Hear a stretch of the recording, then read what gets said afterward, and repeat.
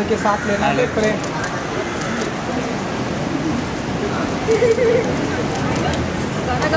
हाँ हटा दो हटना थोड़ा अरुण हटवा देना क्या छाटा हटा क्या छाता फेंक दो मैं हटा ना चाचा को क्या चाहिए? छाता नीचे आना थोड़ा अरुण छाता हटा दे। अच्छा कोई छाता हटा दे अरुण थोड़ा पानी चाची चाहिए। बस क्या चाची का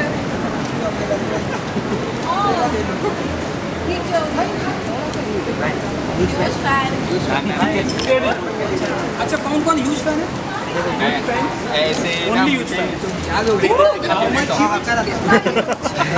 चलो आ जाओ फटाफट ले लो किसको वन बाय वन ये बेटा ये लाल शर्ट थोड़ा सामने से दो इतना एक्साइट मत हो। अरे भाई यहाँ से हट जा भाई मेरी है एक तरफा ना भाई वो बोल रहे मेरी है। अरे ये लाल शर्ट अरे भाई हो गया अभी अंदर चले। हाँ भाई इनका होने दे ये बार डांस मिस नहीं है। डांस किधर है? कोई डीजे बजाएगा? डीजे बजाएगा? हाँ ये अरुण हो गया फैन फैन अच्छा गाइस आ जाओ हो गया ब्रदर। हाँ कब लेगा? कितनी बार लेगा? अच्छा अच्छा बाय बाय बाय।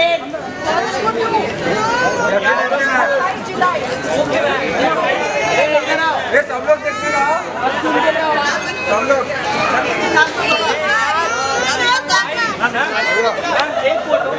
अभी नहीं होगा। अरे नहीं अभी नहीं उसका कोई आर्टिस्ट देता नहीं जी। सबसे पहले तो आप बहुत ही ब्यूटीफुल लग रही हैं। रेड साड़ी में रेड हॉट ब्यूटी बुला सकते हैं आज के दिन? Thank you. सबसे पहले मैं एकता कपूर जी का आभार व्यक्त करना चाहूँगी जो उन्होंने मुझको पौरशपुर 2 जैसी ऐतिहासिक वेब सीरीज़ में महारानी स्नेहलता की भूमिका निभाने का एक सुनहरा अवसर दिया। अब मैं ये जानना चाहती हूँ कि आप में से कितने लोग चाहते हैं कि शर्लिन चोपड़ा खुदकुशी कर ले? क्यों? कोई नहीं चाहेगा। Good question. अगर कोई चाहता है तो अपना हाथ ऊपर करे और मुझे बताएं कि मेरा शुभचिंतक कौन है। कोई नहीं चाहता। दरअसल बात यह है कि आए दिन मैं देख रही हूँ कि कुछ मीडिया के लोग अभद्र हेडलाइन बनाकर मेरे बारे में मनगढ़ंत बातें लिख रहे हैं। मेरी इज्जत को उछालने की कोशिश कर रहे हैं, इज्जत की धज्जियाँ उड़ाने की कोशिश कर रहे हैं।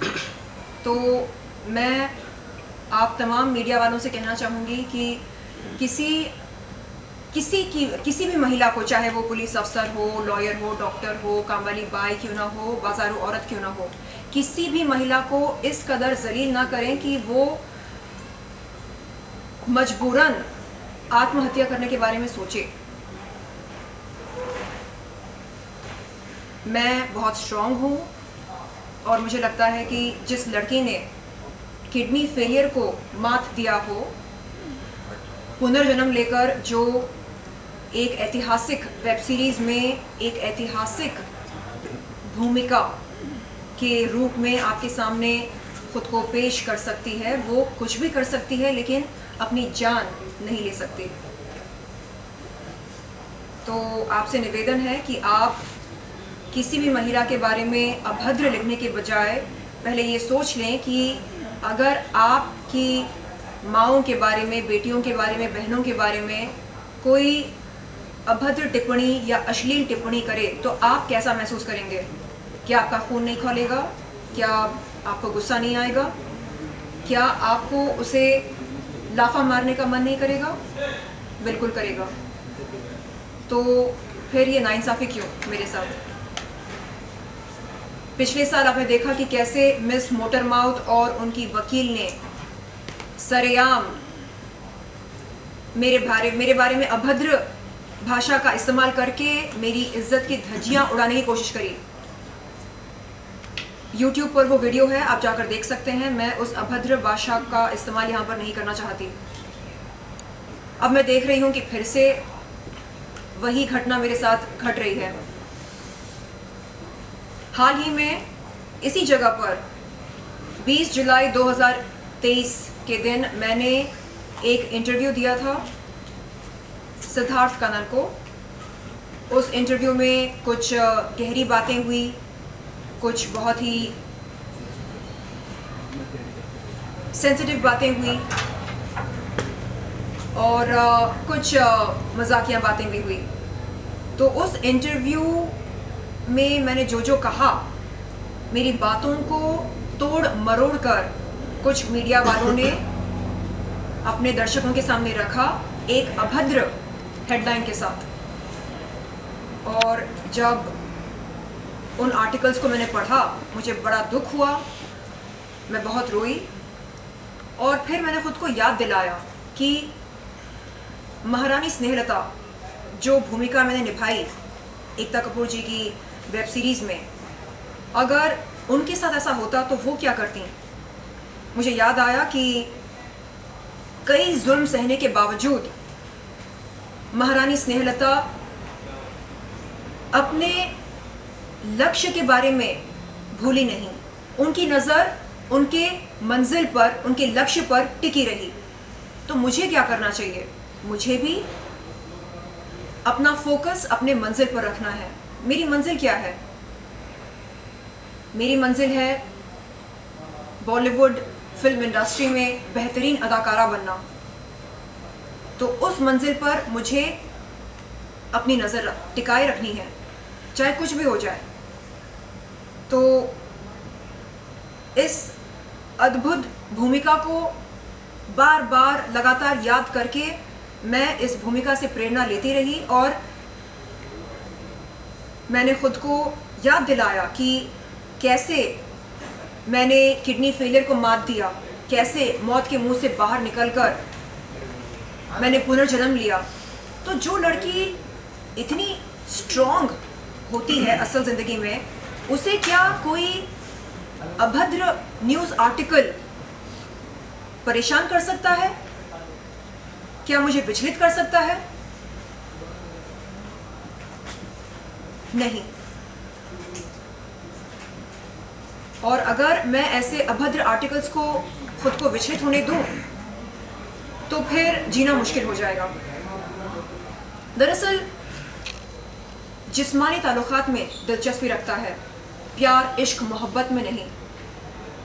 और जब मुझसे पूछा गया कि मैं कैसा महसूस कर रही हूँ, तो मैंने कहा कि बिल्कुल वैसे महसूस कर रही हूँ मैं जैसे एक महिला महसूस करती है कॉम्पेंसेशन लेकर जिस्मानी ताल्लुकात के बाद। तो उस तरह का मेरा अनुभव रहा, ये मैंने बयान किया था। उन्होंने पूछा मतलब क्या? तो मैंने कहा कि जब किसी महिला को किसी जिस्मानी ताल्लुकात के लिए कोई कॉम्पेंसेशन मिलती है, वो कैसा महसूस करती है? क्या वो ये सोचती है ये I am on top of the world? नहीं, वो जिस तरह महसूस करती है बिल्कुल वैसा ही मेरा अनुभव रहा उस रिश्ते में रहकर। तो ये मेरा कहना था। और मेरी इस कही हुई बात को तोड़ मरोड़ के एक अभद्र हेडलाइन के साथ, एक बहुत ही भद्दे हेडलाइन के साथ पेश किया गया। तो मैं ये सोचती हूँ कि क्यों किसी महिला को जलील होते हुए देखकर हमें मज़ा आता है? क्यों? और अगर मज़ा नहीं आता है तो इसका मतलब ये है कि हमारे अंदर का ज़मीर ज़िंदा है। और अगर मज़ा आता है तो कहीं ना कहीं हमारा ज़मीर या तो अधमरा है या मर चुका है। तो आप सबसे ये विनती है कि किसी भी महिला को आप इस कदर जलील ना करें कि वो कोई गलत कदम उठाने पर मजबूर महसूस करे। और फिर से मैं धन्यवाद देना चाहूँगी एकता कपूर जी को, जो उन्होंने इतना अद्भुत रोल मुझको दिया महारानी स्नेहलता। कल अगर महारानी स्नेहलता के बारे में मैं ना सोचती तो शायद कुछ गलत कदम उठा बैठती, क्योंकि कल मैं बहुत रोई, बहुत बहुत छोटा महसूस किया मैंने खुद को। मेरे ख्याल से कोई भी लड़की मेरी जगह होती तो बिखर जाती, टूट जाती, लेकिन मैंने खुद को बिखरने से रोका, टूटने से बचा कर रखा, क्योंकि मैं खुद को बार बार याद दिलाती रही कि नहीं, कोई भी गलत कदम नहीं उठाना है, ऐसा कुछ नहीं करना है जिसके चलते मेरे घर वालों को तकलीफ होगी नहीं होगी ये बात की बात है, जिससे उन तमाम महिलाओं का हौसला टूटे जो कुछ ना कुछ मानती हैं मुझको, जिन्हें लगता है कि हाँ, अगर शैलेंद्र चोपड़ा ज़िंदगी में आगे बढ़ सकती है तो हम भी आगे बढ़ सकते हैं। तो ये सब ध्यान में रखते हुए मैंने कल खुद को टूटने से बचाया। तो 2 में मैंने महारानी स्नेहलता की भूमिका करी है, और महारानी स्नेहलता एक कमाल की महिला हैं, यानी वो खुद को मन ही मन किसी महारानी से कम नहीं मानती हैं, हालांकि वो होती हैं केवल एक रानी, और महाराज के कई रानियां होते हैं, और उन रानियों में से एक हमारी महारानी स्नेहलता होती है। और कोई इन्हें अगर रानी कह दे तो उस इंसान को टोक कर कहती हैं, रानी नहीं, महारानी स्नेहलता कहो, क्योंकि इन्हें लगता है कि अगर राज सिंहासन का कोई असली हकदार है तो वो ये हैं और कोई नहीं। और इन पर कई सारे जुल्म किए जाते हैं, बावजूद इसके ये खुद को बिखरने नहीं देती हैं, खुद को समेट कर रखती हैं, और इनकी नज़र, इनका लक्ष्य एकदम अटूट होता है। इन्हें किसी भी हालत में राज सिंहासन पर बैठने का अधिकार प्राप्त करना होता है, और वो अधिकार क्या वो प्राप्त कर पाती हैं या नहीं, अंत में क्या वो विजयी होती हैं या नहीं, ये पौरुषपुट 2 कहानी का मूल बिंदु है। Ma'am, as you said, nobody should. देखिए, अगर मैं लो नेकलाइन चोली पहनती हूँ, इसका मतलब ये तो नहीं कि मैं आपसे ये कह रही हूँ कि आइए और मेरा बलात्कार कीजिए। तो ऐसा मतलब निकालने वाले लोग होते कौन हैं? क्या वो समाज के ठेकेदार होते हैं? अगर हम अपने हुस्न को दिखा रहे हैं, अगर हम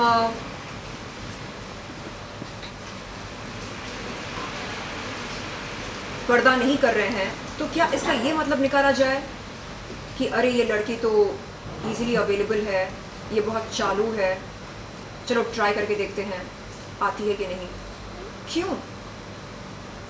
क्यों हम इस तरह का मतलब निकालते हैं? और रही बात उर्फी की, तो मेरे ख्याल से उसे पता है कि वो क्या कर रही है, और अगर वो